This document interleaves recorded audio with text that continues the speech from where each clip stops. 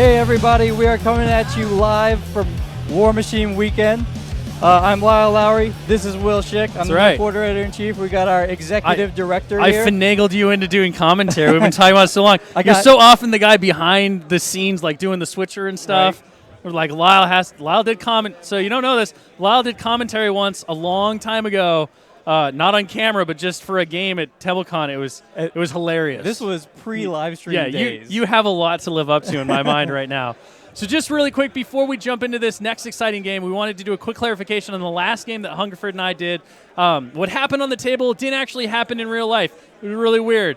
Unfortunately, there was a lot of confusion around what was going on. Hungerford and I were calling what we saw, but Hypnos was unable to actually make the slam attack that rounded out the end of that stream because of a crippled movement system. So Jeff actually won, not Chris like we reported. We apologize about that. But when we saw the action on the table, we just kind of assumed that was what was going on. And we missed it all as the players were talking very much in our ears and kind of jumping out. I mean, everything happened so fast. There's 14 seconds. I mean, 14 seconds left. You're just like, can you do it? It was totally crazy. It took me a while to figure out what was going on.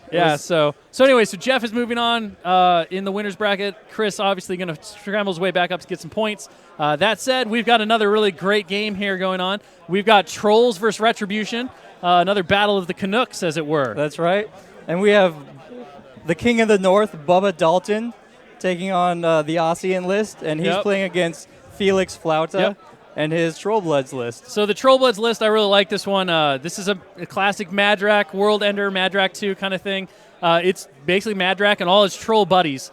You got Madrak Einhard, you've got a Trollkin Rune Bearer in his battle group, Dire Troll Mauler, Pirate Troll, Troll Bouncer. Pretty standard stock for what Madrak wants to do. Then you've got a Stone Scribe Chronicler.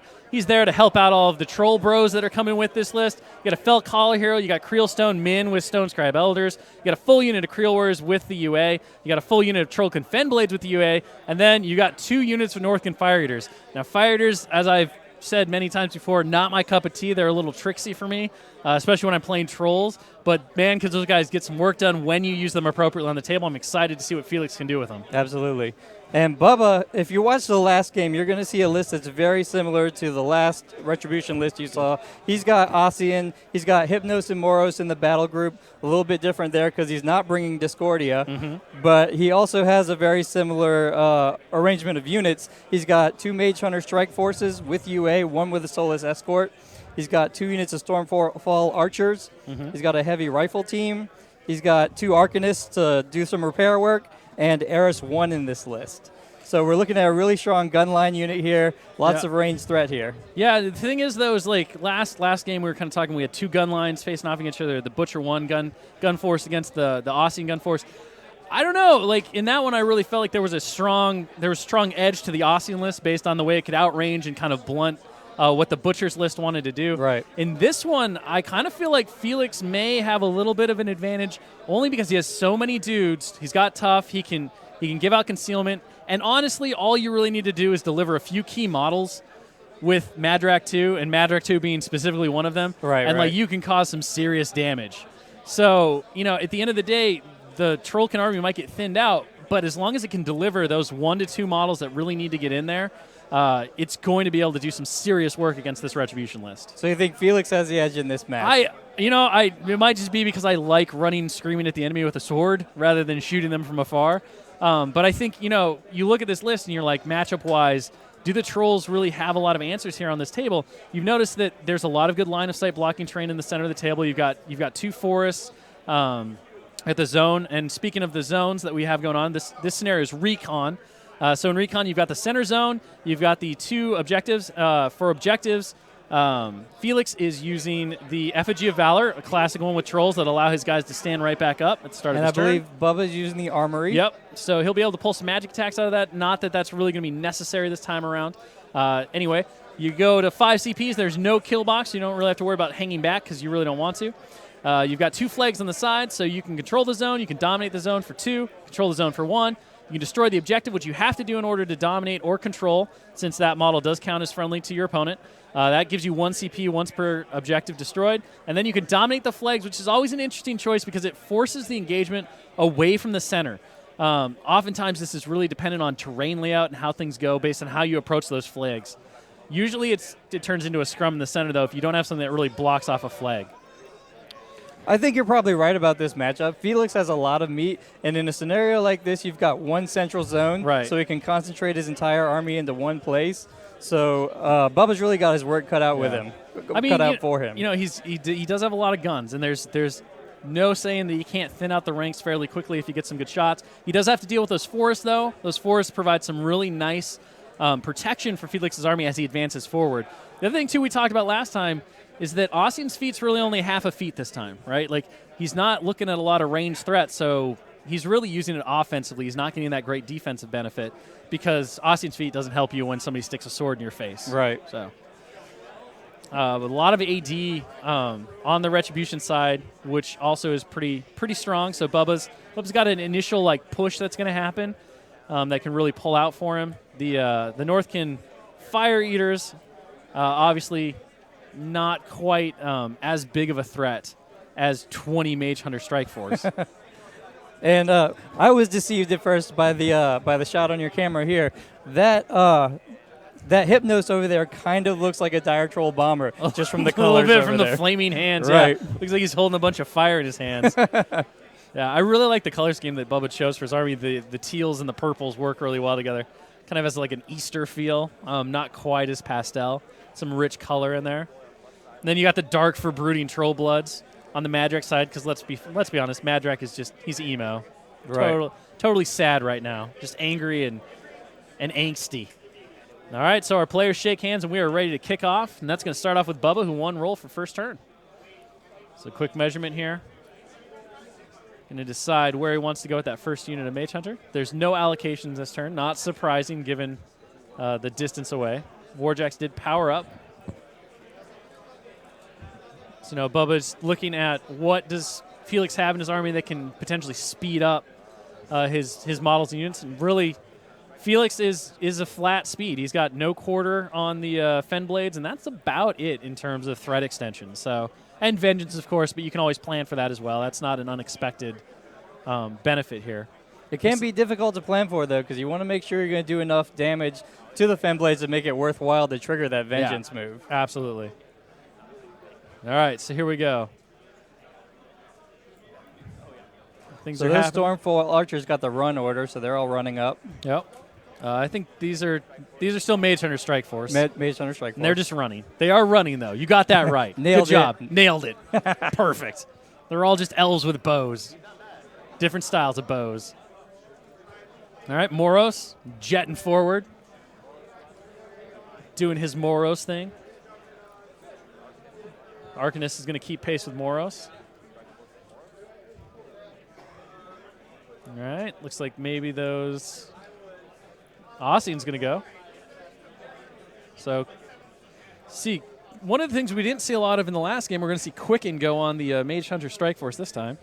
That makes them elves fast. Makes them so fast.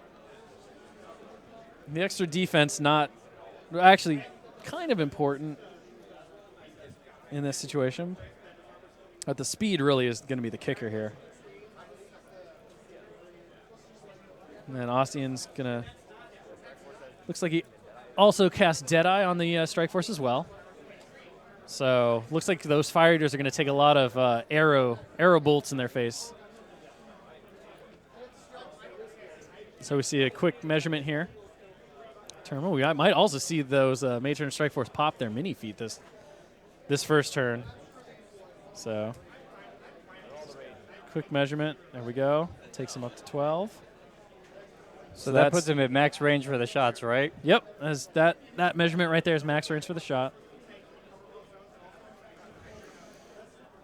Have Chili kind of poking fun at all the measuring sticks and tools you see nowadays, as no one really uses a tape measure anymore, except for like movement shenanigans. And the Strike Force does have to contend with that forest that is blocking some of the line of sight. They do. I think that's why you might see the commanders once per game, the Phantom Hunter, Phantom whatever it's called. Right. Phantom. Advancing forward, 8 inches thanks to Quicken. Get them all within that sweet 12-inch range of those Fire Eaters. Those poor Fire Eaters. They're just drinking, blowing gouts of flame out of their mouths, having fun. Like, let's do this, boys. And then just arrows in the face. all the arrows ever. And what's the 4th model up there with those fire eaters? The 4th model? Oh, I thought I saw 4 from that camera angle. There's just 3, man. Clean your glasses, maybe. It's just 2 pigs and four trolls all drinking and having a good time. About to have the party ruined. Right, they're about to have a bad time. It's about to be a party foul going on here. It's very uncool. Those stingy elves and their hatred of anything fun. Filthy. All right, let's see if that commander uses his Phantom Seeker, Hunter, whatever. Tell me what it's called, Lyle. Come on, help me out. Help me out, man. All right. Help me out. Phantom Phantom Barrage. Barrage. Man, I wasn't even close. Wasn't even close. And there's no reason to hold on to it, really. This is the time to use it. Here it comes. And he does trigger it. It's not loading. Reload it. All right, here we go. Shots. Shots. So, first one nails him. The Deadeye does enough to kill. He is tough, so at least one more shot to finish off that Fire Eater. So you see the shot markers going down. That marks which models have taken. So the pig's going to get shot next. It's going to hit, and it's going to do enough to kill him. And that pig is not tough, so he takes an arrow to the eye as he's taking a drink. Poor pig. Poor pig. So working inner and outer here, apparently. Quick measurement, see what's there. So shooting the guy is not knocked down. Hits no problem with Deadeye. Does 3 points to him. Leaves him standing. He's going to mark that really quick. Shooting the knockdown guy, trying to get rid of at least one of them. And that'll get rid of that one. So 1 Fire Eater down and 1 pig down. Although they all breathe fire, there's different sizes. So hits and no damage. So one of the green unit Fire Eaters stays standing. 3 points of damage. Does another point. He's got 1 left. Kills him and toughs. This Fire Eater is putting up one heck of a defense right now. Could be going a little bit better. So the pig buddy going. I mean, if you take an entire barrage from a full unit of Mage Hunters that are dead-eyed and only lose, tough again, and shooting the knockdown guy, trying to at least clear out most of that unit, this will be pretty bad. So that'll do. So not horrible. Knocked 1 unit out from the pig buddy, got the 2 Trollkins left, and then the other one just has the pig buddy left. So overall, I would say that unit's fairly neutralized. Although, likely what you'll see Felix do is he'll use that single pig to spray the 2 Trollkin. Right. With his activation to set them on fire and give them what they need to do. And the Stormfall archers at the bottom of the screen are running right now. Yeah. And as well as the heavy rifle team. And Bubba's probably not going to have much more going on. So I think Felix is going to be pretty happy with how the first turn went for him. That's not horrible. I mean, ideally you don't want to lose. You don't want to lose any of your models in the first turn, but sure, it's not horrible. The only sad part is that knocked down a Fire Eater is not. I don't think he's close enough to the effigy of Valor to get the free stand up, because I think he's just outside of 4. He's probably at 5. It's always hard to tell from this angle. Right. Hypnos, the Dire Troll bomber. Hypnos, the DTB. Arcanist keeping pace with his buddy. I like how each Arcanist has a Warjack buddy. You're assigned to that one. You're assigned to that one. Deal with it. All right. Rest of the Stormfall run up, and that's going to be the end of Bubba's turn. So a pretty quick turn, although not pretty effective. So do you see a game plan coming to form here for Bubba? I mean, right now it's do as much damage to the trolls on the way in as you possibly can, right? Because the last thing he wants is to have that wave of troll flesh just crash on him. Right. It's definitely tricky. So we got the Rune Bearer activating first, advancing forward, and I'm not sure what he cast. I missed it. So Madrak's going to go cast Warpath. Warpath will give his battle group a bit of additional mobility. Since one of his war beasts can advance up to 3 inches whenever a model in the spellcaster's control range destroys an enemy model. Madrak's sitting on 1 Fury. He's going to advance up, get behind that Effigy of Valor, use it for a little line of sight blocking purposes. Just wants to, he's got angst in his heart. He's like, come here, let me tell you about my pain. My pain! At the end of his axe. What does he know about pain? He knows lots about pain.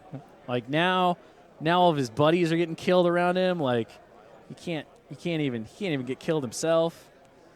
He's had 2 buddies get killed. Oh, he's had more than that. Not in this battle. He Oh, didn't even just- like those guys. just That's in why they his were life, up front. in his in life. his life, in I his see. general life, he's had a lot of problems. He's got to put it behind him right now 'cause he's got business to take care of. Does he? Does he have business? Yeah. I think he's got business in terms of murdering things. He does have murdering Yeah, business. he's got murdering to do. It'll make him happier for like a day, but it can't fill the hole in his Trollkin heart. There's no regenerating that. That's true. But right now he has to focus, and then he can worry about his pain after the battle. I see. All right, here we go. Creel Warriors are going to run. Doing their thing. Getting Pathfinder from the Fell Caller, which happened while we were having our dissertation on Madrak's Holy Heart. I think the black patch is a hill or something. Rubble, maybe? I'm not sure what they're counting the black piece of terrain as, but it's something. Acid bath? I don't think it's an acid bath. I think it might be rubble, which is fun to say. Rubble. We'll call it Barney. So Creel Warriors just getting up there. I mean, you kind of look at it and you're like, well, Bubba's going to get maybe one more round of shooting unless he falls back. Right. And you got to think that maybe falling back's a little bit of a viable strategy with how much space is between the armies right now. But then you're sort of you're pretty much conceding seeding the center of scenario. the field at that point, which is not something you want to do. Right. So Tale of Mist coming from the Chronicler onto the Creel Warriors, it looks like. So that will give them concealment. And then, of course, when they're knocked down, they basically can't be targeted by ranged or magic attacks. So it kind of lets them stand up a bit better against a bunch of shooting if they can make those tough rolls. Fire Eaters are going to run, which is, makes sense. Well, the one who's knocked down isn't really going to be able to get that far. Oh, did he? Maybe the whole unit. I thought that those were 2 different units, but maybe I'm wrong. So I guess, or both units ran, I guess. He just kind of did the activations concurrently. Not sure. So Fenblades are going to run. You use those trees now, knowing that Phantom Barrage is not necessarily a thing he has to worry about from the other Mage Hunters. So that's kind of nice. Quick check to make sure he's got the room to get the basin through there. So Fenblades kind of have to be concerned with line of sight from the forest. I mean, as much as it protects them, it also hinders them. But No Quarter does give them Pathfinder. It also increases their movement by 2 inches. So they can definitely get in there. And with a good Vengeance move, he can probably get to, where he needs to be for a charge. But Felix definitely clumping up. Not too surprising, actually, when you're... That's a good point about that Vengeance move, and that's something that Bubba's going to have to keep in mind on his turn. Mm-hmm. Yeah, I mean, you can plink off a Fen Blade, which you want to do, but 3 inches is a decent amount of movement when you're looking at a forest that's about that big. Like, you move into the forest, and then all of a sudden you've got line of sight, you can pop No Quarter, you don't care, you got Pathfinder, you got the 2 inches, you got Reach, 2-inch melee range nowadays. I always want to call it Reach. It's not Reach. It doesn't even exist anymore. Pyre Troll! Shoot something. Shoot it. Shoot it, Pyre Troll. Yeah. You breathe fire on those fools. All right. See if Felix can get a good deviation here. That's 1 what 3 you're inches is looking pretty for. solid. So that looks like it'll clip 2 guys probably. Yeah. You get 1 or 2? It looked like you got 2 from my angle. So first one's dead. So it looks like it just got one. Felix happy with his Hail Mary shot there. It's like, it works. I mean, you needed the Fury anyway, so. It's basically the perfect deviation roll for him. Pretty much. Anything that went forward, so 1, 2, or 6 would have been all right, but one's always nice. So Creelstone, gonna run, put up its aura, I'm sure. Give him some extra arm to help with those shots. Not sure if he declared what he's doing with the Elder. I mean, there's not probably just combat warding. Not that he's really facing a lot of continuous effects at the moment. So really bunched up there. That Mauler still has to go. Where do you put him? I mean,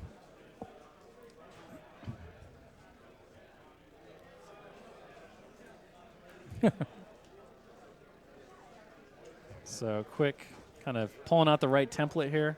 Comes the Mauler running around the corner. Bloop. Kind of just getting there. All right, and that's going to be the end of Felix's turn. So you got Protective Aura up. You've got the Misty one from the Chronicler over on the not on the Femblades, on the Creel Warriors to give them concealment. So plenty of stuff happening here. This is sort of a make or break turn for Bubba. This is probably going to be his feet turn, right?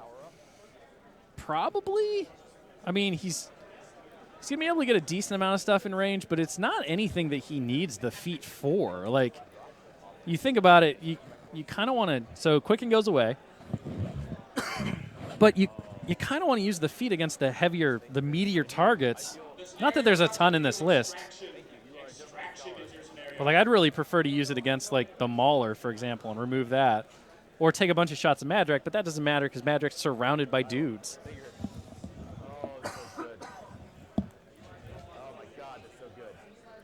Because the extra die is nice. It'll help with Protective Aura for sure. For sure. I just tend to think it's nice to use it against, you want to maximize the number of times you can use it, and he's about to be engaged after this turn, probably. Probably. I said he can back up and shoot a little bit just to stay outside of charge. Staying outside of the Creel Warriors threat is a lot easier. Staying outside the Fenblades threat, a lot harder. Because with no quarter, the Fenblades effectively threaten beyond his max crossbow range.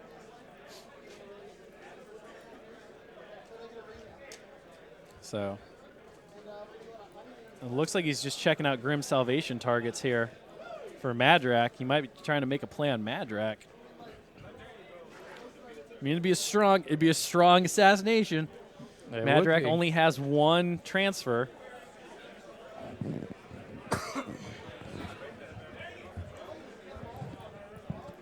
But I don't know. How many shots can you really get on him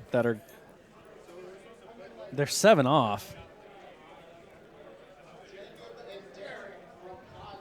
Bubba checking on the Effigy of Valor's ability. It's going to allow any models to get toughed within 4 inches to stand up. Yeah. It's just a wall of dudes coming straight at you, and they don't care. They do not. They do not give a hoot. Where's Madrak? What? Where's Madrak? Madrak is right behind the bouncer.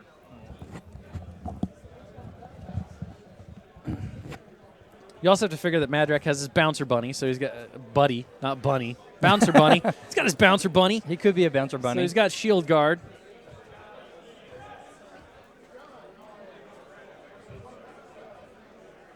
So Bubba talking about whether he should feed or not, like you talked about, and he's just kind of like feels like kind of a waste. Right. But at the same time, he kind of agrees with your. I mean, it's tough not to use it.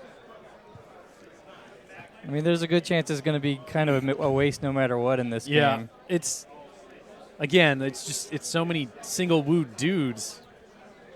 You don't have a lot that you need to maximize against. Like the last game, It's like you use it because you want to take down the heavy armor. You want to take down the Marauders. You want to take down the Dracoons.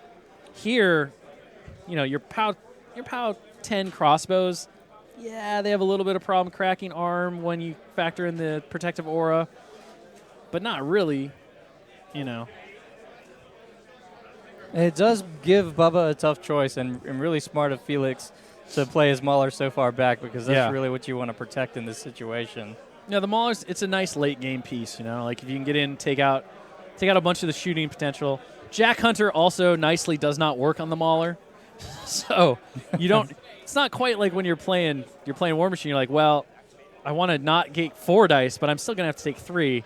Now it's, do I take 3 dice or do I take 2? And the Mauler kind of laughs at, you know, 2 dice POW 10. So Ossian advances, casts Deadeye on the Mage Hunter Strike Force that haven't mini-feeded yet. Casts Admonition on himself. Might take a shot here.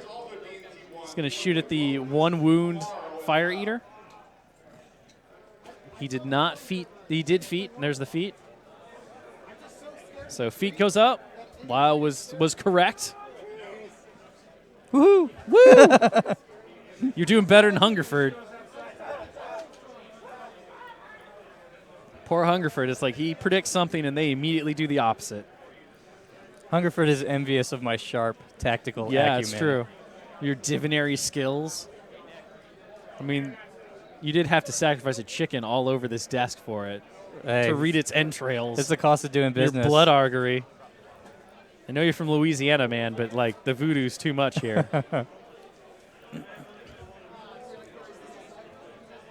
Okay, so another shot here.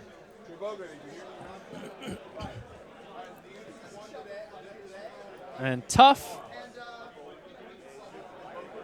So Fire Eater is tough. Of course he is. Of course he is. Those Fire Eaters, they're some tough hombres, man. They just don't care. No hair, don't care. That's right. They got some. They're just so drunk they can't even they don't even know what's going on right now. Like, am I passing out because I'm just blitzed or people shooting me? I don't know. He doesn't I don't even know It what's doesn't going matter. on. He doesn't. This whole fight just happened because the Trollkin army was trying to catch them. They just started wandering off from the camp. They're like, wait, come back. Don't go that way. And they just stumble across these elves who, being elves, don't ask questions. They just want to murder things.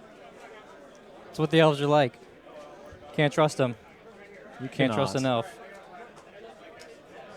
They're terrible, terrible beings. All right. So we're going to see that Bubba's is going to try to knock out the UA. At least try to take out the banner bearer, which grants them Rise, which is pretty important because Rise is real good when you have tough.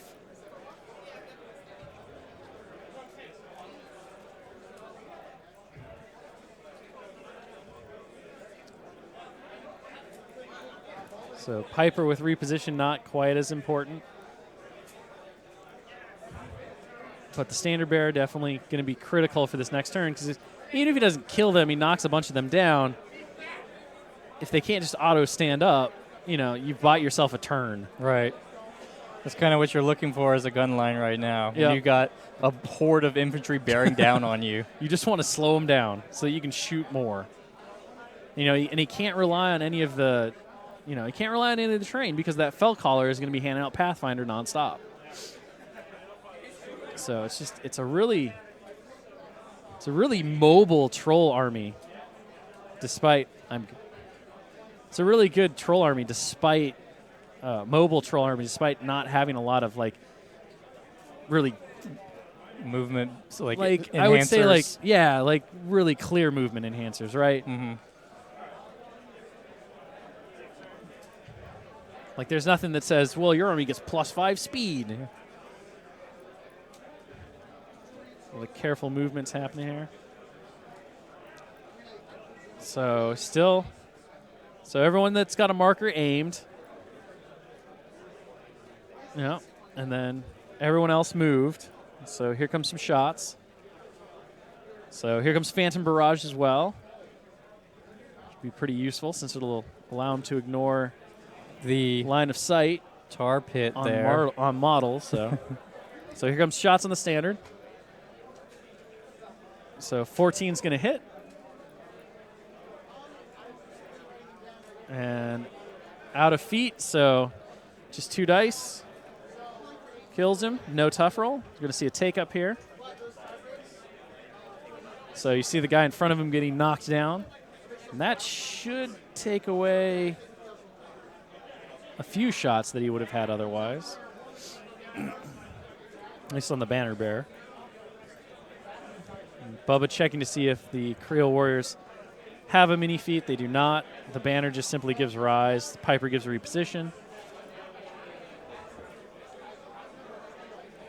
See a shot going at just a normal Creel Warrior, it looks like. So hits. Check for the feet. Is that one is not in the feet. Kills, tough, knockdown. Now you can't target him anymore with range attacks. This is a really nasty combo. Yeah. You can't shoot him anymore. And on the next turn, if you don't take out the banner bearer, he's just going to get right back up. And then he's going to charge you in the face. And that is not really what you want. Honestly, it's a little weird because in Felix's ideal situation, he just toughs with all of them, and then he gets his cake and eats it too. It's such a great combo for the trolls. It really is. I mean, you're relying on tough rolls, which obviously you can't do. And if you're me, you never do because I never make tough rolls. Right. But if you can pull it off, it's amazing. Toughs only happen against you. Felix having some problems just running into his models there on the dice tray.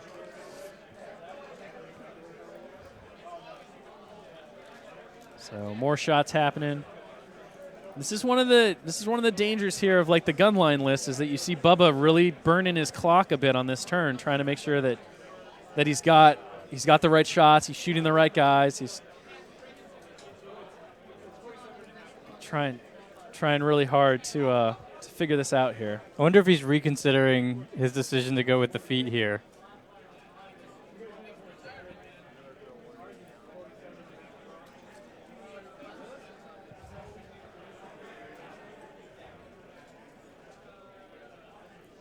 So Felix letting Bubba know that they don't the Creel Warriors don't get an officer. They just have a Piper and a dude with a stick because Creel Warriors don't really like taking orders.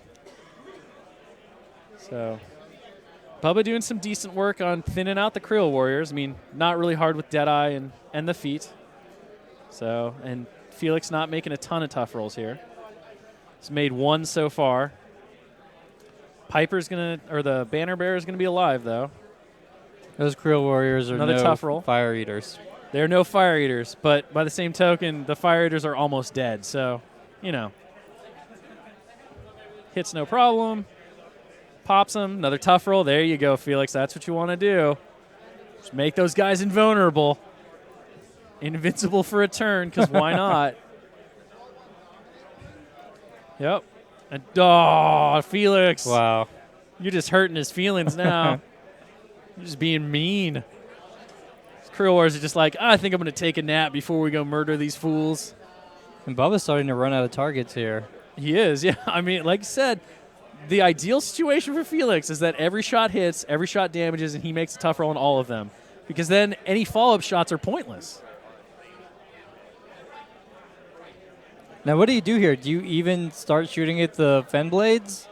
I think, he's going to clear out. So he looks like he's working on clearing out the Fire Eaters, which is smart. Their sprays can definitely mess up your day. Yet another tough roll from Felix, though. Trolls doing what trolls do, being annoying. I don't think. So it looks like he can get maybe. You can get a decent number of Fen Blades with that other unit. I think it's worth it at this point. I don't know if the Pyre's in feet. It doesn't look like he is. But taking out the Pyre would be useful. Let's see what Hypnos decides to shoot and Shadowbind here. So trying to be 10 away from. So trying to be 10 away from that one Fen Blade. If he Shadowbinds him and he lives, it's pretty. That might be Bubba's best bet here. Because then all of a sudden that guy can't move anymore. He kind of gums up the works a little bit. Yeah. You don't get the vengeance move. So it schmucks him. And that'll do. Yep. Bubba just admits that he wanted that Fen Blade to tough. I wanted him to tough. So now he triggered vengeance. Shadowbind's not going to gum up the center. So now you just you got to go whole hog, man. Yeah. You absolutely have to shoot as many of those Fen Blades as you can or run away from them. I don't think Bubba's going to run. I don't see the King of the North being one to, dance away here. But, like I said, with the Vengeance move, with no quarter, they're getting to you next turn if you don't basically run as far away as possible.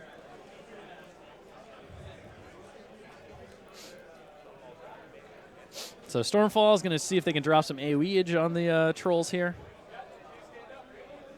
Now, Felix he's done decent work thus far. Definitely not as much damage as he wants to do here. The trolls are just like, yeah, you knocked us down. That's fine. We like it.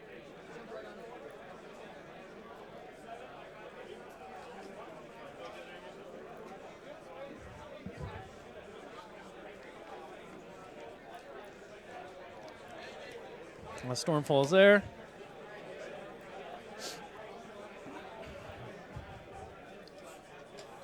All right, Stormfalls, what you going to shoot at? What you want to shoot at, Stormfalls? So you can't target the knockdown guys at all. So he's just going to hope to drift AoEs on them. So this is a pretty smart way to get around that Chronicler ability plus Rise. 1 5 inches is not going to do it. I mean, he might get a clip a couple of... Ooh. Oh, game state. Game state. Game state. Luckily, we have all those nice little markers. So it looks like he's going to get 2 of them with that blast. Not shabby.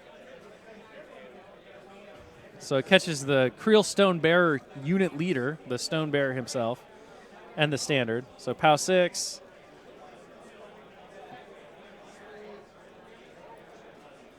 So nothing on either of them. Hit arm exactly on both, actually. So same thing happening here. Just trying to clip those Creel Warriors with blast damage. It's like, I know you're down there. So it clips one of them. So doesn't crack arm because they're looking at 17 damage. So you need 12s on 3 dice. Hits with a brutal. That's going to tough. And that was on another Fen Blade, it looks like. So you can't stand. They don't stand up till after Vengeance because of the effigy. So that, it is useful to knock that guy down because it'll stop a couple of his buddies from being able to get line of sight through the woods. He does gum it up a little bit. So 5.5 to the 6. Quick measurement. Just drifting those shots into the backfield here. So that's an excellent drift. It gets 3 of them, it looks like. So nothing, and one more. So it does 2 boxes to the Chronicler. Oh, it's the Elder, excuse me. The Elder. Chronicler's right next to him.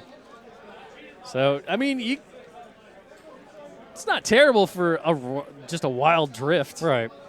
Drift King of the North. Apparently. Bro, do you even drift? All right. Quick measurement on the feet, see who's in and out. What are those Mage Hunters going to do? Do a little bit of advancing here, a little shimmy. Just trying to be annoying. Yep. Let's go whole hog. Just do what you can do on those Fen Blades. Thin them out.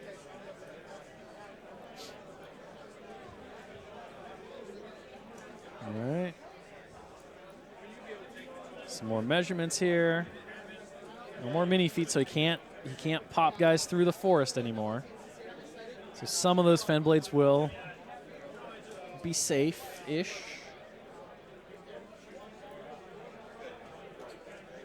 Felix just eagerly anticipating his turn. I'm engrossed here. I'm wondering if, I mean, he's done so well with Felix has done so well with tough rolls so far, but another 1 or 2 toughs in the front line might really. They would really impact his game. Yes. Yeah. There's a point where you're just like, don't make the tough roll. I need you to just die from the arrow. You worthless troll. No, I mean, he already, like I said, they already got that 1. All right, here comes Strike Force. Number 2. They've moved. We should start seeing some shots here. But Bubba's used an exceptional amount of time on this turn as well. Like, he's got to be aware of the clock. Yeah, Felix has 20 more minutes as of right now.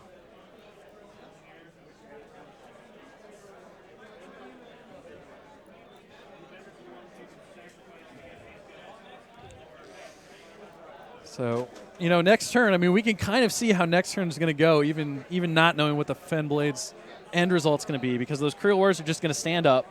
They can get Pathfinder. They're going to go into a bunch of elves, and they're going to be totally obnoxious. We might, depending on how Felix feels, if he's feeling saucy, you know, those elves are clumped up enough that you might see a feat, but I think you want to save it for when Madrak's in a better position, honestly. Yeah. Especially because, you know, Def 14 versus the Creel Warriors, Mat 5. Because you got to give them Pathfinder to get there, I think. You lose the +2 from the Fell Caller. And the bouncer just shield guarded that shot. Yep. Yeah, I mean, Felix doesn't want to. There's another tough on. Well, there's one. That guy's not as critical, though. Right. He's kind of in the way, but not really in the way. The guy just above him. Yeah, the one that's kind of blocking the route between the forest could be really problematic. That shot misses, though. Commander's going to shoot. There's the one that does hit. Crack arm. No tough. He does. No tough. That guy's dead.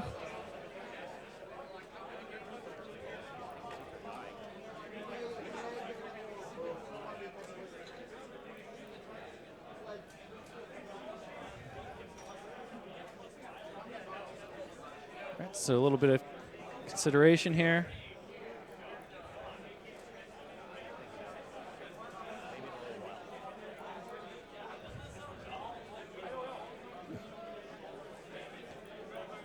Another important thing to think about with Effigy that hasn't really come into play here, but may, is that it does provide cover as if it's an obstacle. So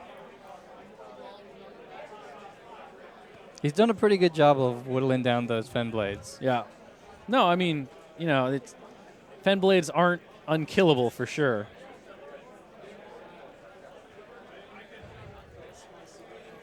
Vengeance is looking a lot less scary now. The Vengeance move is just to get in position, though, right? Like, it's really all about getting the no quarter charge. Because you get that with the exceptional reach of the Fen Blades and Madrak's feet, overtake plus berserk. Like, those guys could lawnmower through elves real good.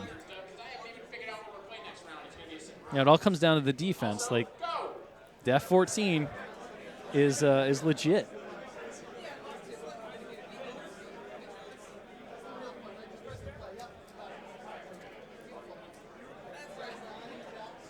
See a miss. Got a couple more left to go. But and he just missed shooting at the back of his own guy's head, I'm pretty sure.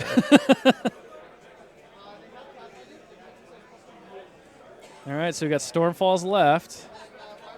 Advance. Start trying to drop some more shots.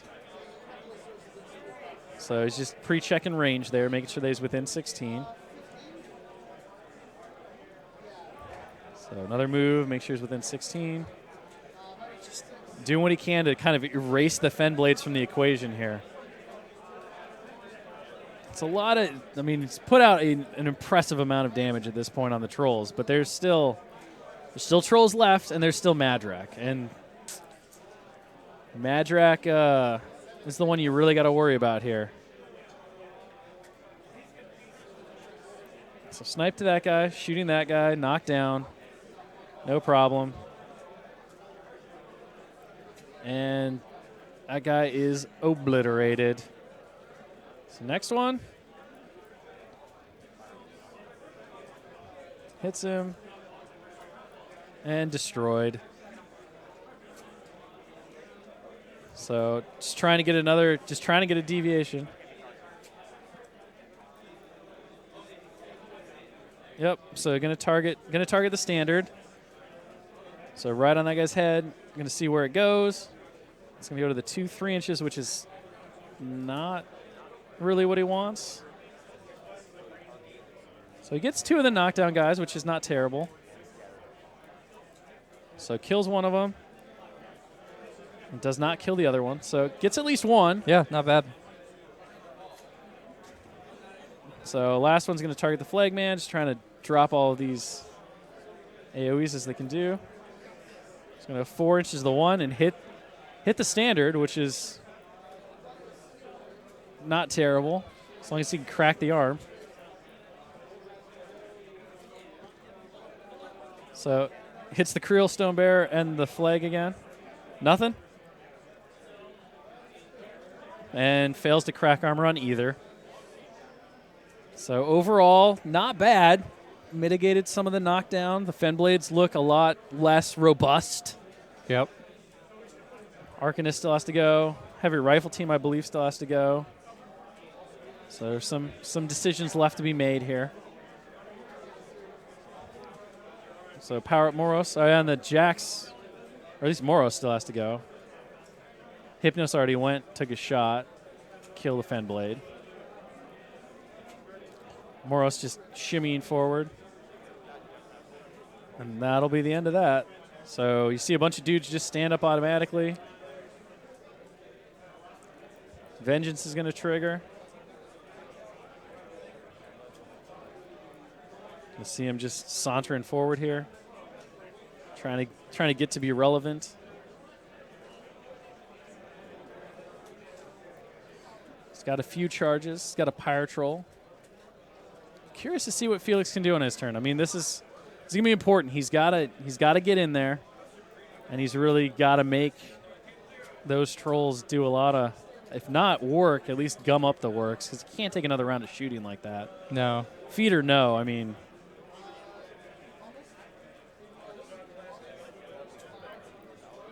so stands up from Effigy of Valor. Asks for the laser really quick to check line of sight. So just making sure that he's got line of sight for his intended charges here, it looks like. So I have to imagine we're going to see a no quarter. We're going to see the Fenblades like running in. We might see Madrak's feet, maybe. So Madrak's going to leech back up to full fury. He will likely upkeep Warpath.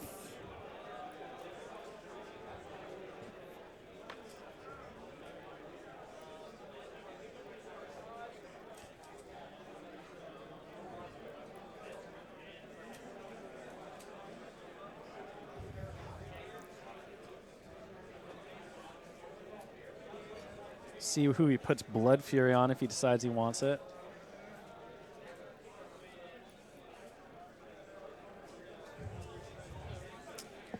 All right, Felix, what are you going to do? What's your game plan? What would Lyle do? What would Lyle do? I don't know. I'm looking at where Ossian is right now, and he kind of looks like he's in a tough spot because he's right here. How do I click? He's right here. Mm-hmm. Looks like he's in a tough spot, but he's actually pretty safe because he's got Admonition running right now. Yep.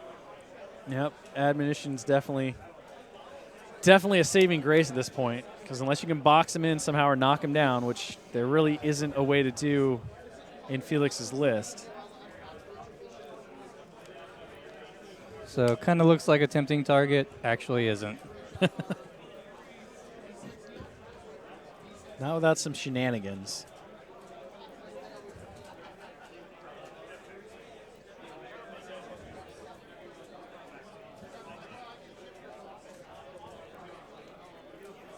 So they're doing a quick look at a couple of rules on the Retribution side. Felix in the tank, considering his options here, doing some measurement.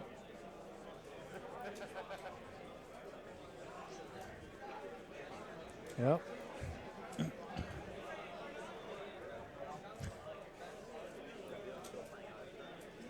Little note there from Bubba on the dice cam side.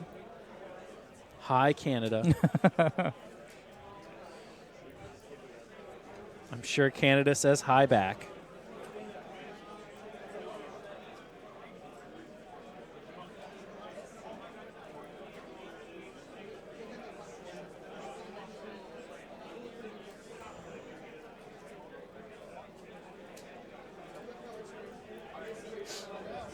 The Creelstone just nudging up a little bit. Uh-huh.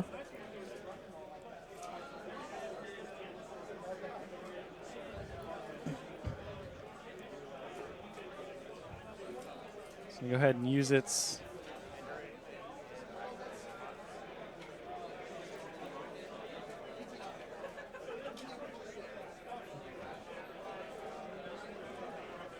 So the Creelstone activated? Must have, because we've got models moving here.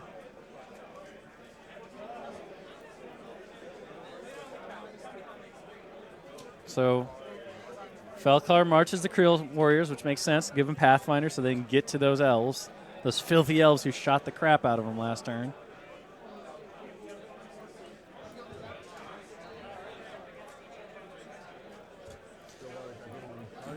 Creel warriors are going to get the press forward order so that they can charge right in there and mess some elves up.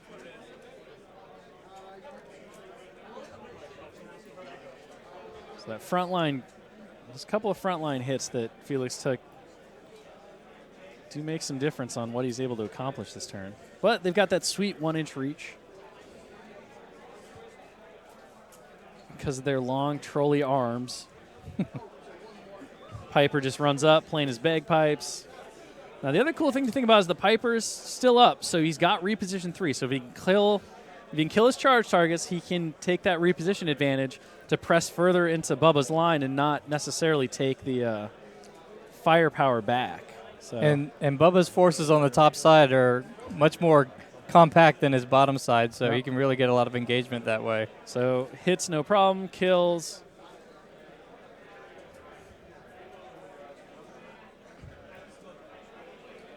See that 3-inch reposition happening now. Get in there and be annoying. Looks like that's going to be it for his movements here. Some more measuring. I mean, he's kind of in the grill. Not great, though. All right. So, Chronicler, looks like? No. The Rune Bear? It's the Rune Bear. Rune Bear. So the Rune Bear advances. It's going to harmoniously exalt Madrak.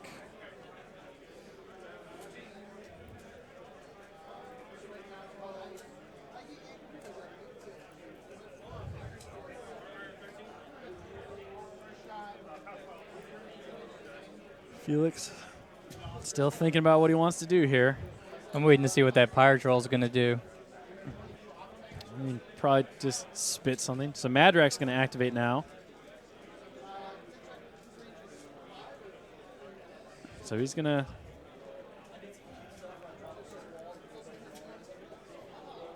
kick everyone around him. So Blood Fury goes in the Fen Blades, -2 def, additional die and damage rolls. Is up capable. Blood Fury. Yeah.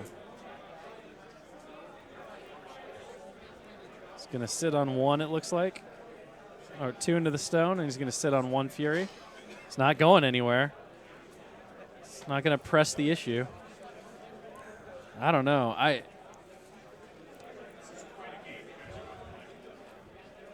So in we go. No feet. Madrak's kind of losing his meat shield here. Yeah.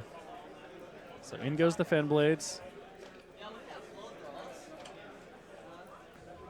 Looks like he's going to go for the objective. So charging on the objectives. At least going to score a point here.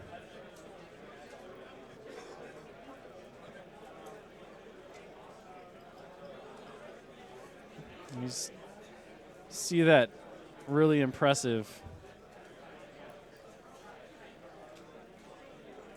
So really impressive threat range on those Fen Blades right there. Like, he just comes out from the backfield screaming. Shot out of a cannon. Like, just out of nowhere. That poor elf was like, where did that guy come from? So see if you can take out the objective here. So that objective is just dusted by those Fen Blades. And then we're going to see a cleave attack from the guy who destroyed. And hits with boxcars, and that Mage Hunter Strike Force is just dead. Dead. And one of the interesting things is that Ossian didn't take his admonition move. And now I believe he's engaged based on where that proxy base is. So admonition is not going to trigger anymore.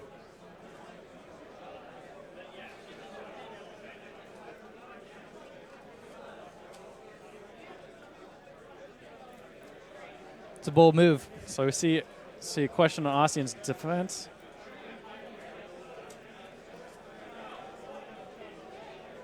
So Ossian's feet's still up, so he will take 1 less from shooting damage. So we might see the Pyro Troll just try to set Ossian on fire, just 'cause. Why not? I mean, I guess.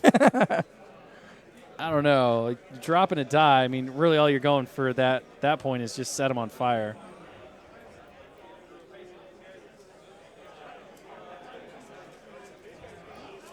So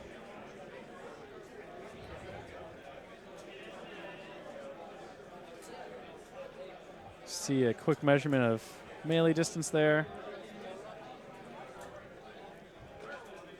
Felix now still needs to make that attack with the other Fen Blade. Unless he just, or did he run? Should have been a charge. It's what, no quarter 9. Plus 2, 11. Yeah, it was definitely a charge. Or not. Maybe he missed. I might have missed that. Regardless, really looking at what to do with the Pyro Troll here.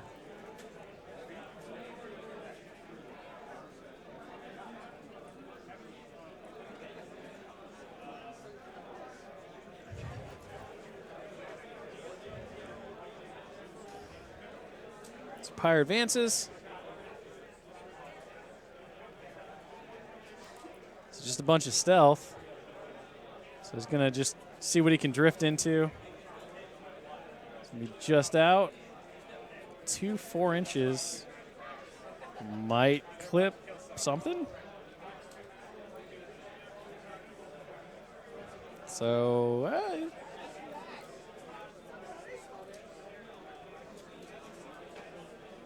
So set a couple folks on fire. And did you catch who got set on fire? It's Ossian and I believe another Mage Hunter. So boost on the girl, that'll do. So 1 Mage Hunter goes down and Ossian's on fire. So Bouncer's going to run. He's going to Animus for safeguard. So that'll make him pretty much immovable.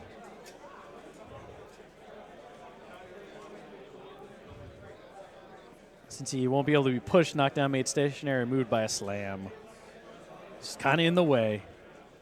You want to get through this door, you can't. Mauler, what you going to do? I think Mauler's probably going to get in the zone there. Yeah. I mean, one of the things you got to be careful of, though, is like Hypnos can shadow bind, and if he locks down the bouncer, then all of a sudden the Mauler is kind of in a not great spot. That's a good point. So fire stays. So here we go. So it's going to take 2 damage. I mean, how crazy would it be if Ossian just dies? Just burns to to death slowly. He never really uses his focus to save himself, and he just slowly just melts. Like a wax guy on a hot day, just droopy. Felix has lost a lot of guys. Yeah, I mean, I think at this point, like based on Madrak hanging out in the backfield still, and just the kind of lack of real damage or even intrusion into his lines, Bubba's in a really good spot right now. Like just largely unable to really press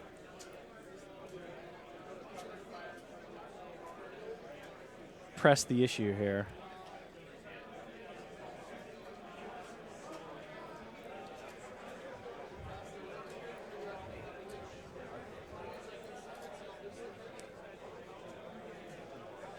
So 2 go on Moros.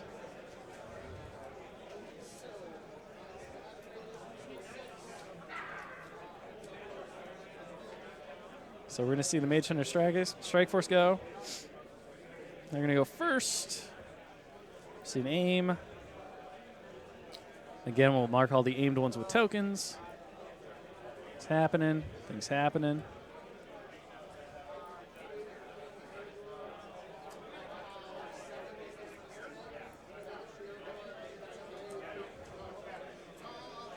So just quick check on.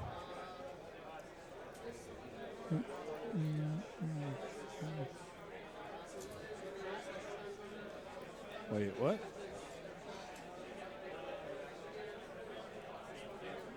That's one. So Felix did score 1 point for removing the objective last turn, but he wasn't able to. I don't think he was able to control the zone because it looks like he's got a Mage Hunter in there. It's hard to tell if that guy's in or not.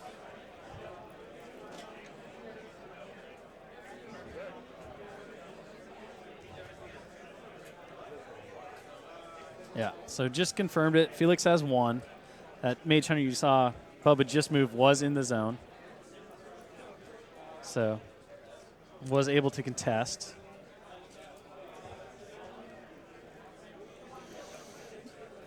So, Felix making a joke about who combined melee attacks with Mage Hunter Strike Force, but it is happening right here, right now. Tough roll is made. It's a sneaky Mage Hunter back there to deny a point. That's right.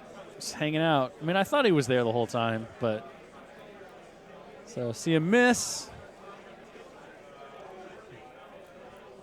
See a hit. Can't crack arm. So all of a sudden, you see the Mage Hunter Strike Force, who had a great turn last time, struggling a little bit. So 15's not enough. The Creelstone doing its job. It's hard to perform under that kind of pressure. I know. So cracks arm. No tough check. Finally, a Creel Warrior goes down. So I see a combined attack. So needs a 12 to hit. Does hit. And doesn't crack arm again. See another shot. Bubba confirming he doesn't actually have combined ranged attack. So that was just a shot with the one guy who didn't matter because he didn't crack arm.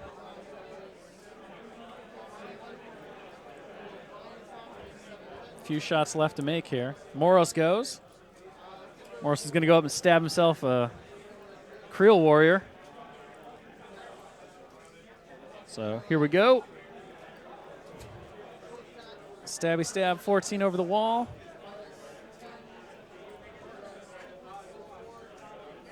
+2 over the wall. Hits no problem. That's going to do it, and that guy is going to be skewered. Moros!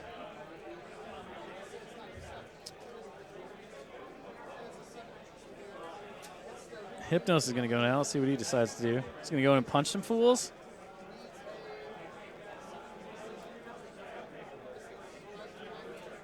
So we're going to punch himself some Fen Blades and maybe a Creel Warrior. So Fen Blade first. So def 10 right now because of Blood Fury. It's no problem. No tough. Second one hits no problem. No tough. Hits the knockdown guy. And no tough check even though he made it. That'll leave 2 Fury left on Hypnos. 2 focus. Focus Fury. It's all the same. Whatever. It's all the same. Whatever.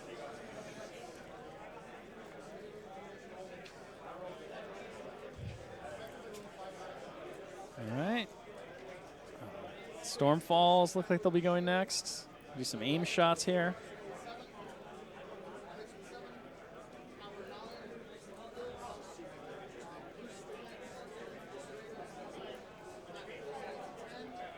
You know, I was thinking earlier in the game that Felix was going to get there too fast for Bubba, but Yeah, I mean, he got there. It's just he didn't. You know, I think a couple of the critical Fen Blades went down, which kind of stopped him from being able to really get in there. right. And then kind of getting Madrak stuck behind the objective. I was curious because, you know, he wasn't able to use the feed, obviously, but also Madrak is kind of just out of position right now.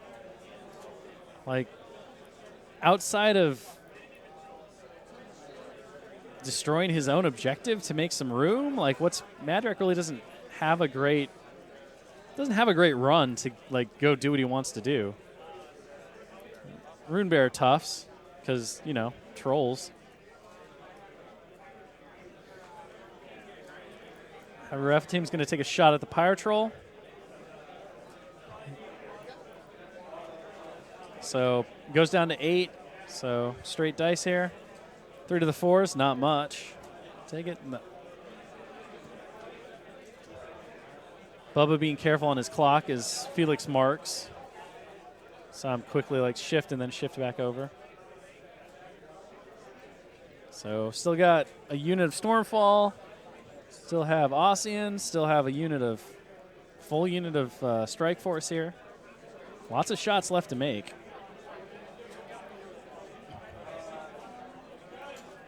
So Field Marshal Relentless Charge will give the Troll Warbeast Pathfinder if they charge.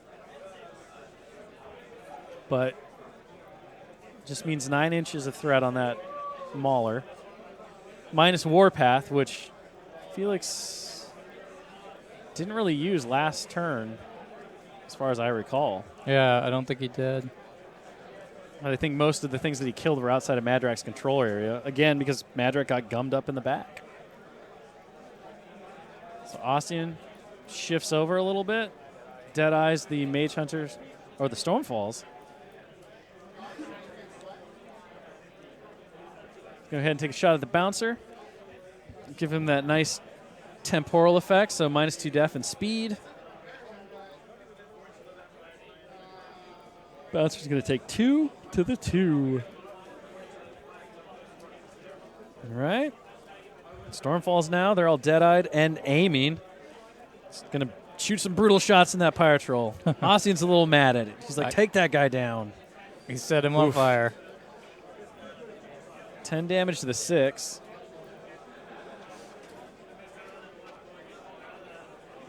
Hits, and 6 more to the 1. Pyro Troll's alive with like 3 boxes left. And this should do it. And that is a dead Pyro There he Troll. goes.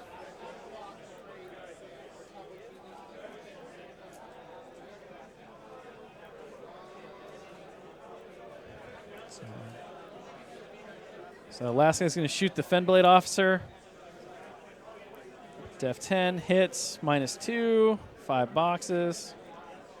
Outside of the creel. And the officer is dead.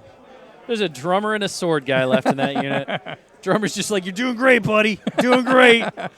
I mean, everyone's dead, but you're fine. You're fine. We love it. Just stay on rhythm. So takes a free strike, which misses. Takes a free strike, which misses. Femblade, he's just not feeling it right now. He's like, everyone's dead. I don't want to play this game anymore. Didn't even like that drummer. The drummer's stupid. So, I mean, Bubba down to 14 minutes compared to Felix's 37, and that discrepancy is not likely to change. Right. Like, unless Madrak gets to a position where he just gets to chew through this entire army, which is unlikely. I mean, at this point, Felix's activations are getting shorter. So Rune Bear is now dead. And Fenblade is dead. He's going to shoot the drummer just out of spite. The drummer is missed. Drummer's hit. Drummer's dead. That might be all the targets that he really has there.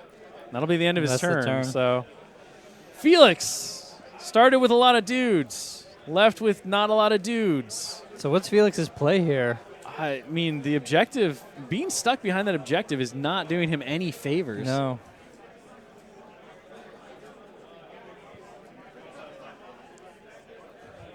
I mean, the Mauler's still definitely a threat. Madrak is still alive. Felix has a huge advantage on clock.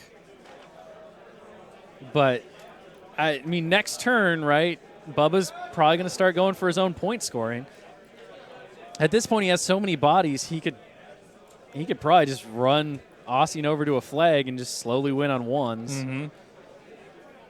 You know, the bigger and faster play is to go for the center, but you know that you're going to have to deal with the Mauler and the Bouncer. And Madrak, not exactly ideal.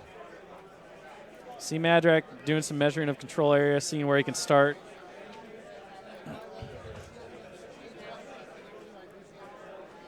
Ossian still has admonition up, which is significant.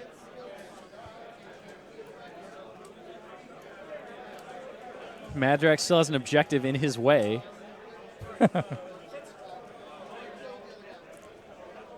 Felix still does have a lot of damage potential on the table if he can deliver it. Right. It's getting it there that's really the problem.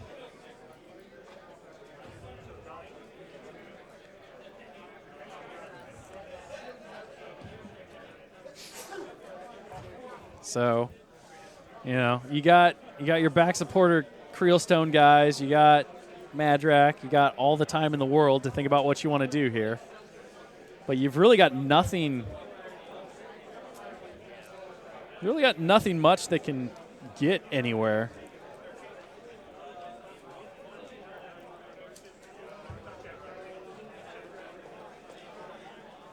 Felix just points out that he has forever on the clock at this point.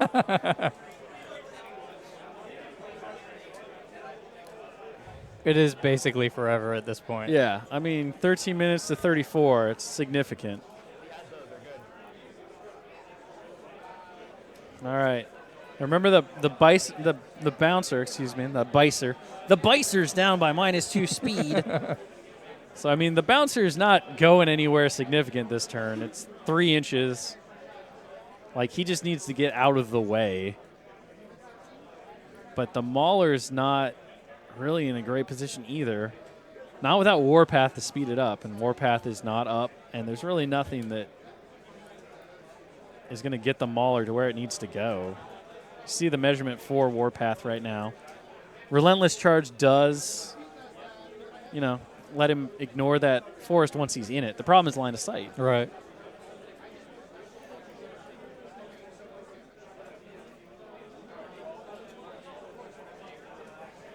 Fenblade, or the Felt Collar's still there. I mean, that's something. If you had guys left, it, you know. I mean, you could make Madrak a melee beast.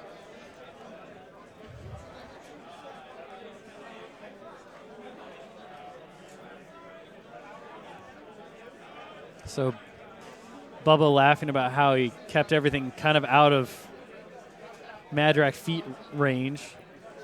So Warpath is still up. But he, in order for Warpath to trigger, he's got to kill something. Right. I'm looking where that trigger is going to happen. I mean, I don't know if he can throw an axe at something.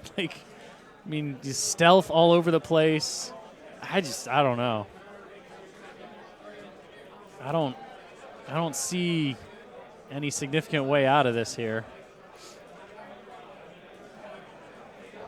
So we're going to see a quick check on range here. So Chili's going to be checking. See if we can get our overhead cam going on here.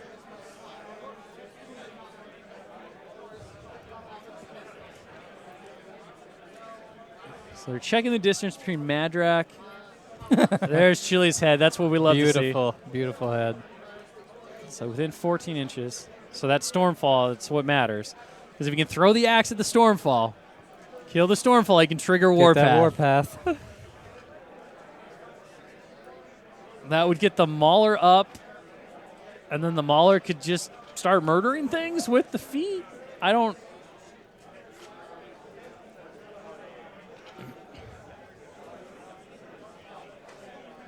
Mauler with Berserk and Overtake is pretty good.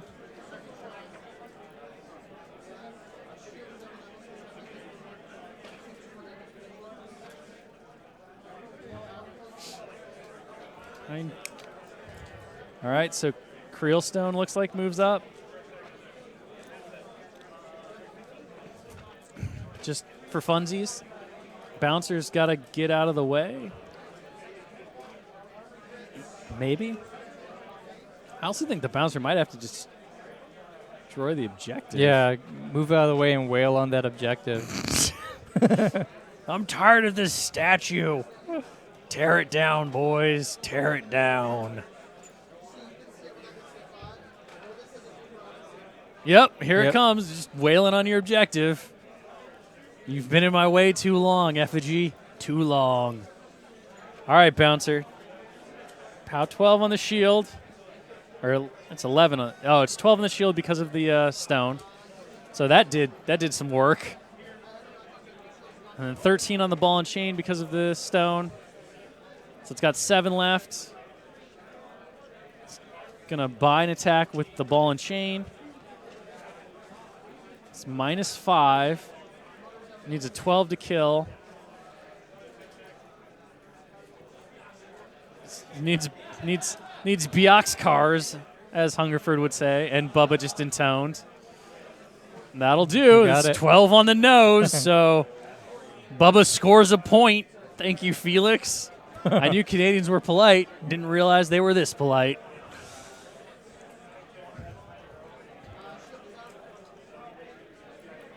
So Madrak gonna march up in there and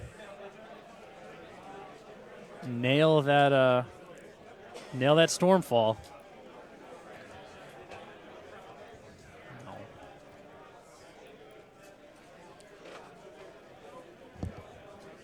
So Ossian has 14 boxes left. Maybe hoping to get a good ricochet? No. You just have to throw. Ricochet's not a thing. He doesn't get a ricochet. Not Madrak, too.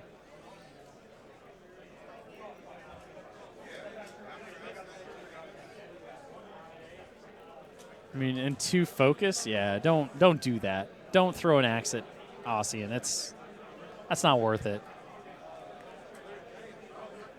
So he knows he can get to that Stormfall. Whoops, water bottle on the table. Game state. Nothing to see here.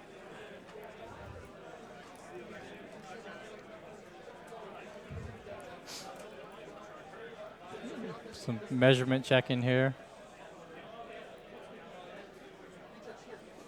So Fell Caller's going to have to go and tell Madrak to walk through water really good. So that'll get him.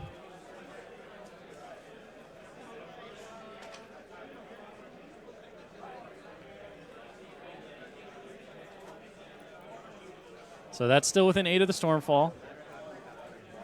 So he walks up 6, throws an axe. All right, Madrak, this is literally the most important thing you will do all game. Yep. This is so important. He hits. Yeah, the Stormfall just explodes in a red mist. And that'll trigger Warpath, which will let the Mauler get within the forest for line of sight.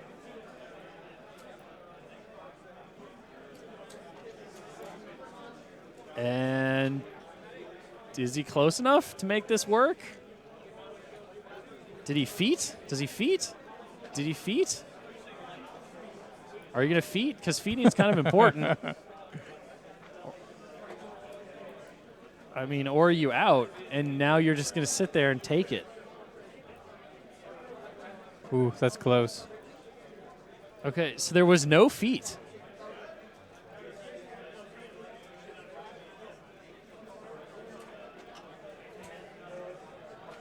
So Madrak's sitting on...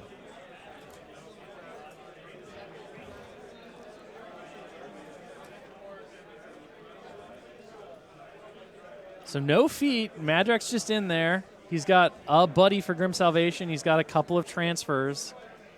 And he's just facing down a huge gun line. Just standing there like, come He's at me, just bro. Like, let's do this.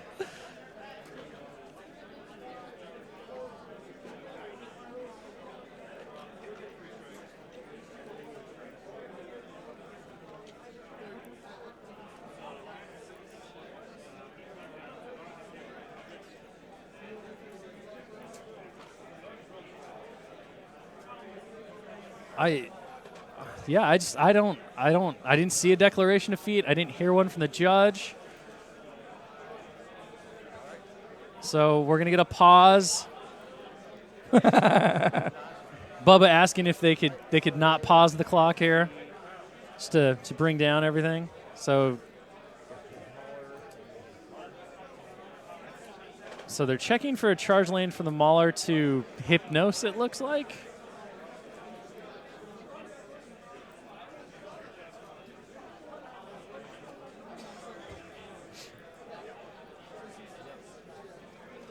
So looking for the line for Hypnos.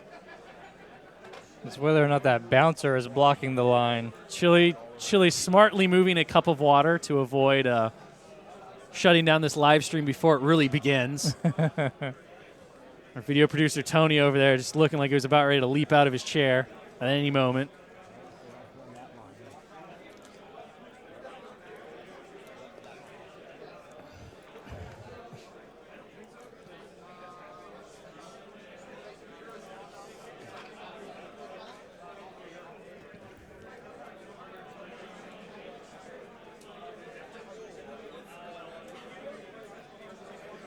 So after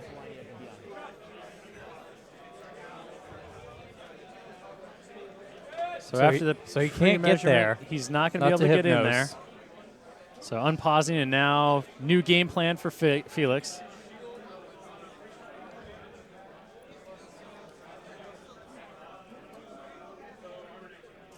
So Mauler going to charge the Mage Hunter Strike Force because he can't get to Hypnos.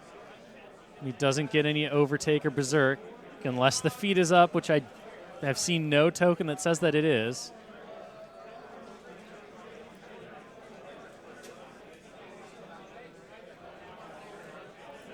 Now, because he was able to charge the Mage Hunter, he is in melee with Hypnos, so I mean, he just has to take his first shot. So that'll schmuck a Mage Hunter. Feet is not up, so there's Warpath. So Warpath lets the bouncer move 3 inches.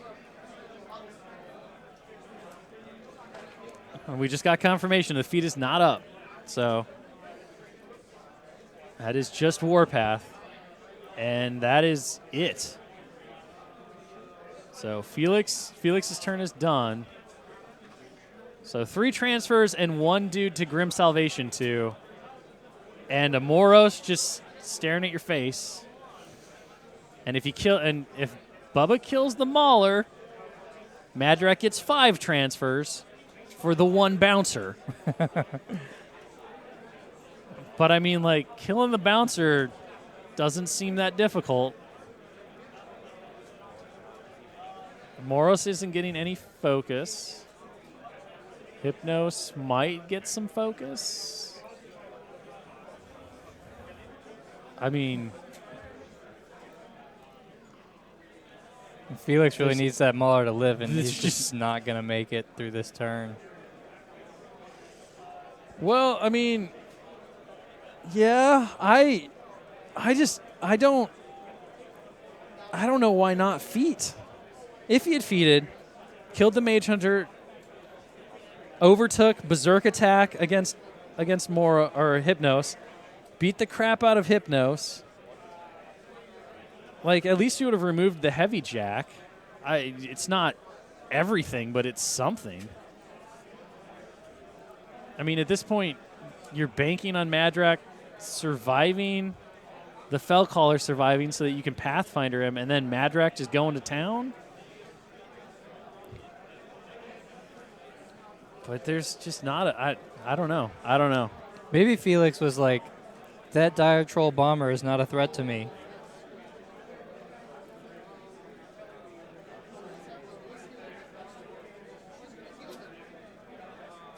I mean,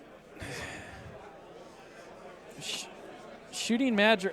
So Ossian's going to shoot with his -2 def and speed, which will totally blunt. So the shot has to go to the Grim Salvation.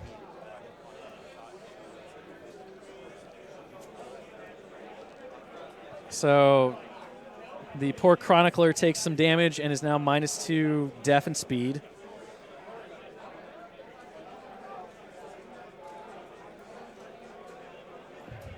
Madrak is, I think, still within the... I don't even know if he's within the stone's range anymore, honestly.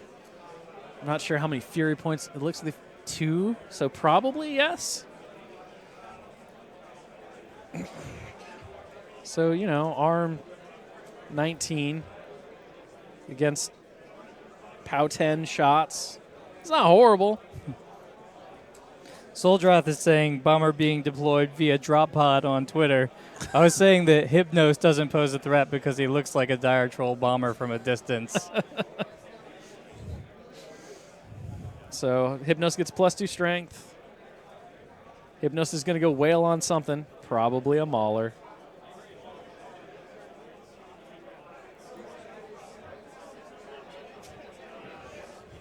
So Hypnos is going to go. Hypnos is going to charge. He's going to charge himself a Madrak, it looks like. Maybe. Or a Bouncer? I mean, killing the Bouncer.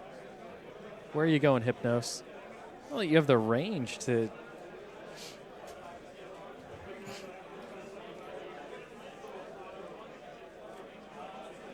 So he's just going to walk. That makes a lot more sense. Walking into melee with the Bouncer.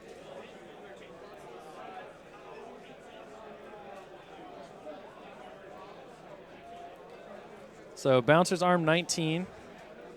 Looks like it's outside of the range of the stone, which makes sense. So, I mean, Hypnos wailing on him should manage to do this.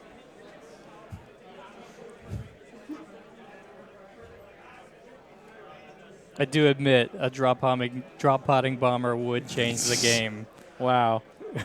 It would change the game drastically. So Hypnos is just wailing on the Bouncer. So hits, straight dice. 5 to the 1. Second initial hits. This one's -2. So 2 to the 5. I mean, Hypnos keeps rolling like that. That Bouncer might survive. Misses. Oh. Hits. This is straight dice. 6 more. Hits. Is he going to make it? 6 more. 2 left. 1 left. Woof. So taking an aim shot, shooting. Boosted attack roll. Misses. Into Hypnos. Hits. Oh. And this is just eating up Bubba's clock now because he's making attack rolls against his own guys. So it takes 3. Poor Hypnos. 1 box left on the bouncer.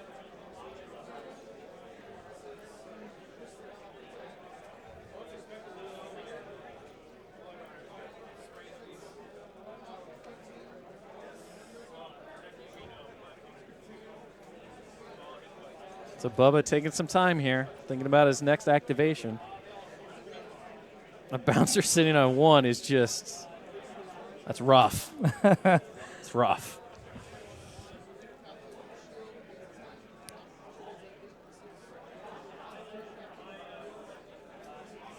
Oh, yeah, and they forgot to do the fire, so I'm sure Chili will catch that at some point here. Actually, I think fire on who? On Ossian. I think Ossian took 1. Oh, he took 1? I think so. Okay. I must have missed that part. So Chronicler's still up. And does kill the Chronicler.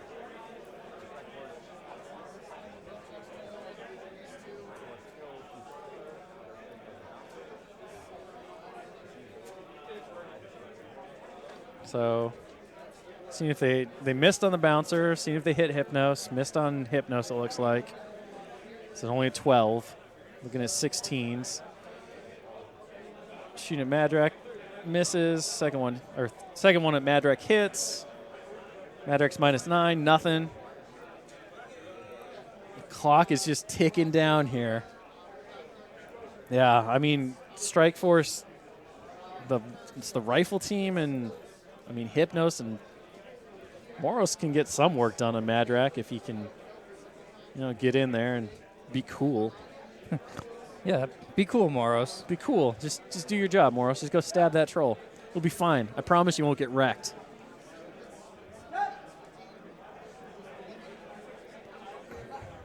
Checking some more ranges. Down to about 5:30 on the clock. You gotta, at some point, you just kind of got to start moving. Although it's funny how you can look at the disparity in models, and yet still Bubba has to be so careful about what he's doing here. So Moros can just walk into Madrak. I mean, if things don't start really turning around on this turn, Felix is going to look like a genius for holding on to that feat. It's true. Everyone will remember how, like, so Moros is charging the bouncer. Interesting. I mean, he'll still...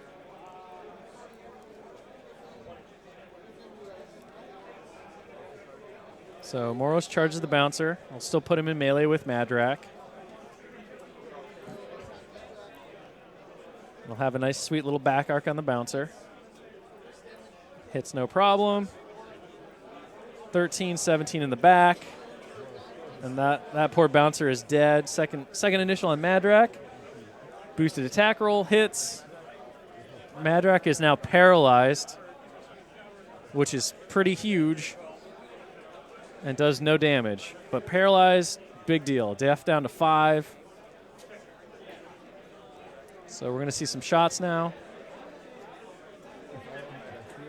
Iris 1 hits and strips off Madrak's, or Iris, whichever Iris it is. It's Iris 1. Strips all Madrak's fury. So Madrak now with no transfers. And he's going to have to cut if he even wants to get back up. Paralyze. Also, I believe stops him from being able to charge. Yeah, he can't run, charge, or make slam or trample attacks, not that he would, on his next turn. So Madrak's locked down. Not out, but locked down.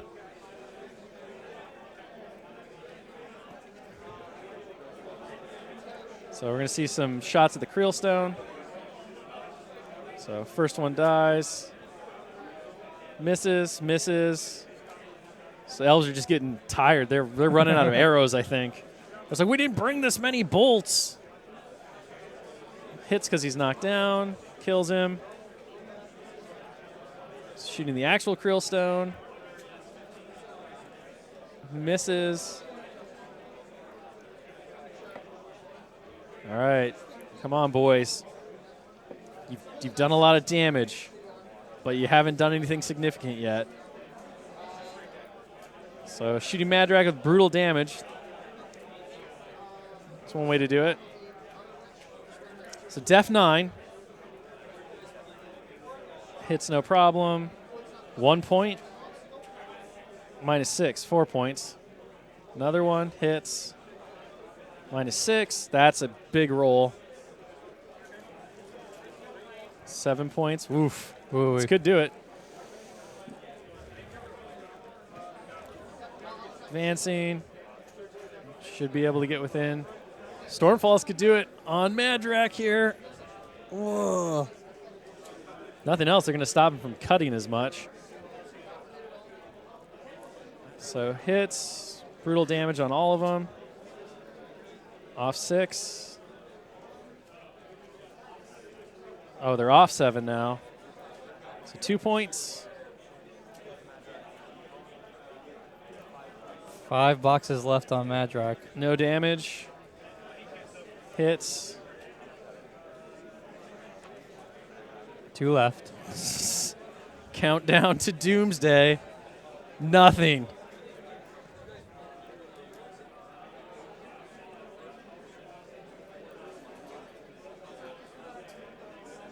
And then on the blast damage on Moros. So Madrak sits with 2 boxes So left. Bubba's down to a minute 30.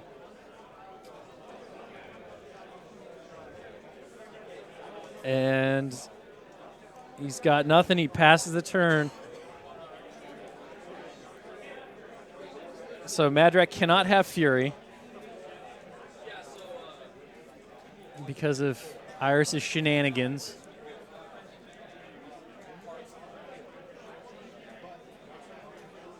Oh, he can though. So he just loses his Fury points. He doesn't have focus manipulation, so he should be able to leech. So the Mauler's gonna go, apparently.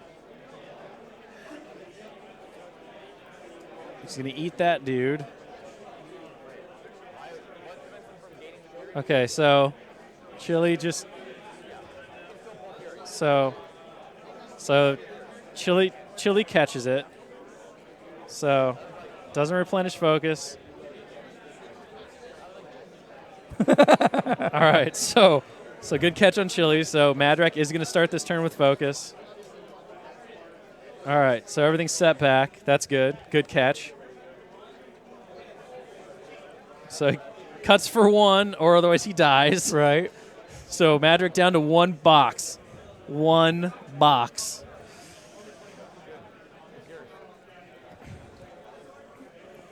All righty. Well,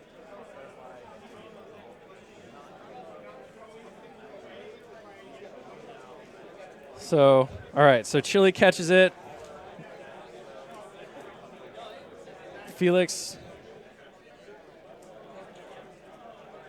draws in. Madrak, time to do some stuff here. I mean, you got to, Madrak.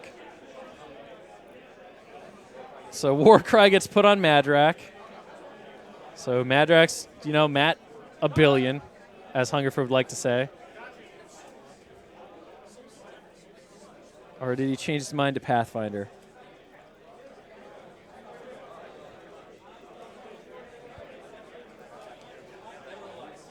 Madrak feats. Oh, we're going to see it. Here it is. Finally.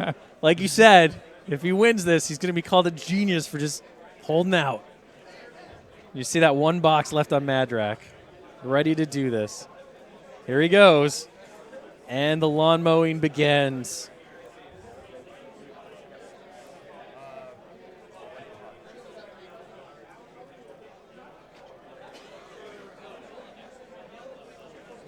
He's relentless because he's charging, so he takes no path, so he doesn't take any slowdown.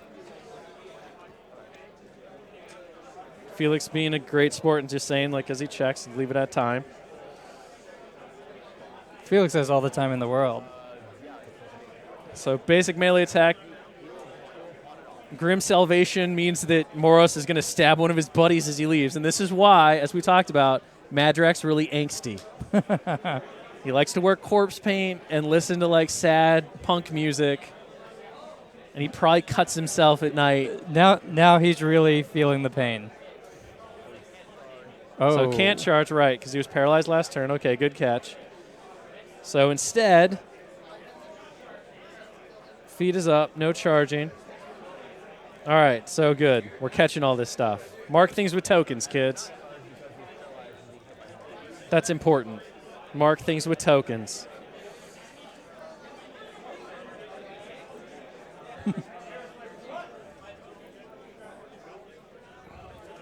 All right, so reconsidering this turn a little bit maybe.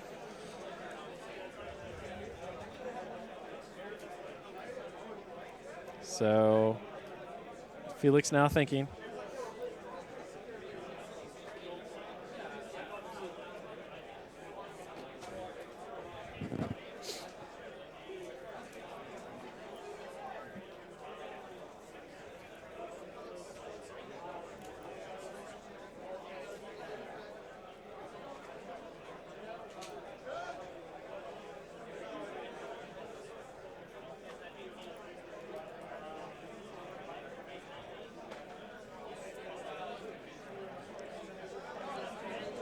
So Madrak is going to advance.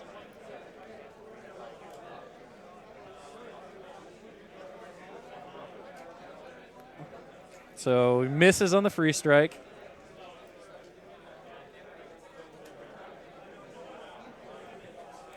So he does hit because of the -2 def from and Grim Salvation just means that the Creelstone unit dies. And now I assume he's going to throw an axe at Ossian? Is that his move here?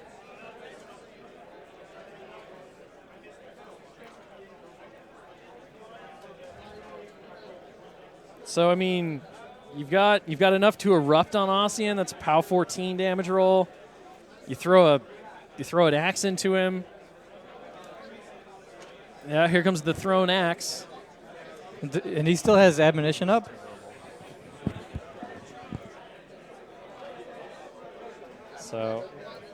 So yep, there's the eruption. Did the axe hit, or is he doing the eruption first? What's happening here? He's doing the eruption. So hits with the eruption. So he hits POW 14. Dice -1.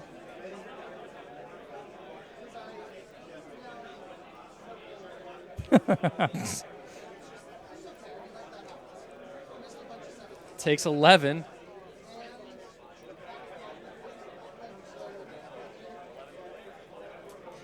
So using his only focus to drop it to 6.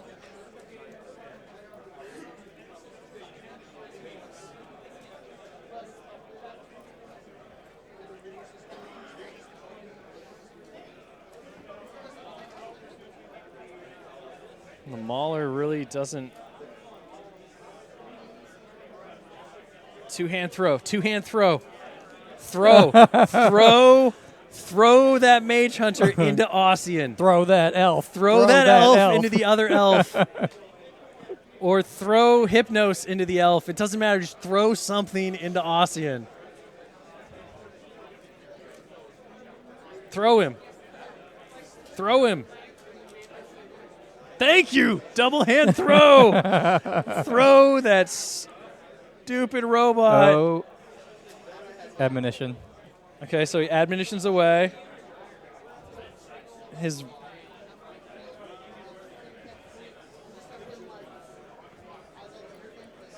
So hits.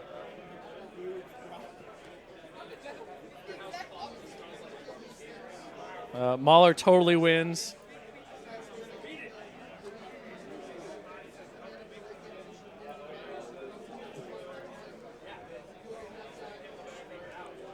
All right, he's within range thanks to Rage.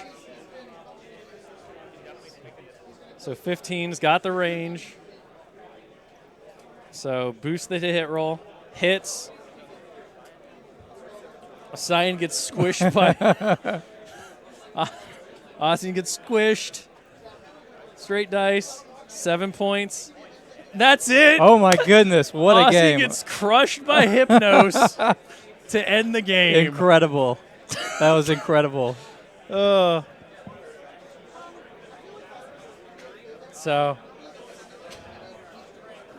there it is. So an amazing end to that game where Madrak threw everything he had at him. Used eruption to take him down. Fire won damage with the actually two-handed throw. Fire damage actually mattered as it whittled him away from the start of the game. Yeah. Just a whole sequence of events that went crazy. And not even Admonition could save him in the end. Not even Admonition could save him in the end as his favorite Jack just squished him like a bug. So Felix wins Yep, Felix. by assassination. Yeah. Hail Amazing. Mary play. It was Just amazing. a true Hail Mary at that. Like literally a Literally Hail Mary. throwing a Myrmidon for the win. So there you go. So thanks for joining us. We'll be back with the next round probably pretty quickly. Until then, I'm Will Shick. I'm Lyle Lowery. And we will catch you on the next round. All right, see you later.